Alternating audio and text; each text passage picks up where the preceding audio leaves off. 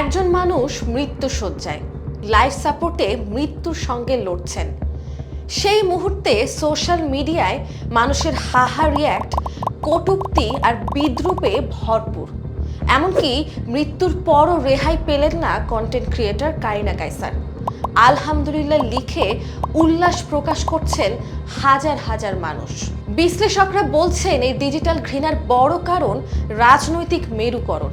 সবার আগে মানুষ নয়, আমরা বড় করে তুলেছি দলকে। আগে রাজনৈতিক মতভেদ থাকলেও ব্যক্তিগত সম্পর্ক টিকে থাকতো। এখন রাজনৈতিক পরিচয়ই মানুষের প্রধান পরিচয় পরিণত হয়েছে। ফলে বিরোধী মতকে শুধু ভুল নয়, তাদেরকে মানুষ হিসেবেই দেখতে চায় না প্রতিপক্ষ।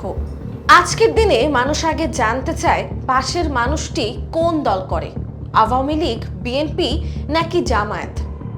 এক সময় রাজনীতি ছিল মতাদর্শ, উন্নয়ন আর আলোচনার জায়গা।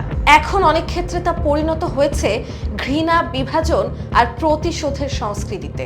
এই ঘৃণার সংস্কৃতি ভয়াবহভাবে ছড়িয়ে পড়েছে সোশ্যাল মিডিয়ায়, যেখানে সত্য মিথ্যার বিচার না করেই আক্রমণ করাটা এক ধরনের সামাজিক ব্যাধিতে পরিণত হয়েছে।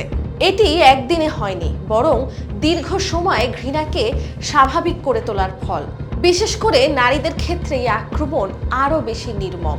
বর্তমানে কারিনা কায়সারের মৃত্যুর পরেও থামছে না তাকে নিয়ে বডি শেমিং, স্লাট শেমিং থেকে শুরু করে ব্যক্তিগত জীবন নিয়ে নোংরা ট্রোল।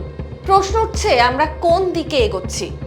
সোশ্যাল মিডিয়া কি আমাদের সচেতন করছে নাকি ধীরে ধীরে অমানবিক করে তুলছে? আজ মৃত্যু পর্যন্ত আর সম্মানের জায়গা থাকছে না। এই ঘৃণা ও বিভাজন নিয়ন্ত্রণ না করলে সমাজ আরও ভেঙে পড়বে।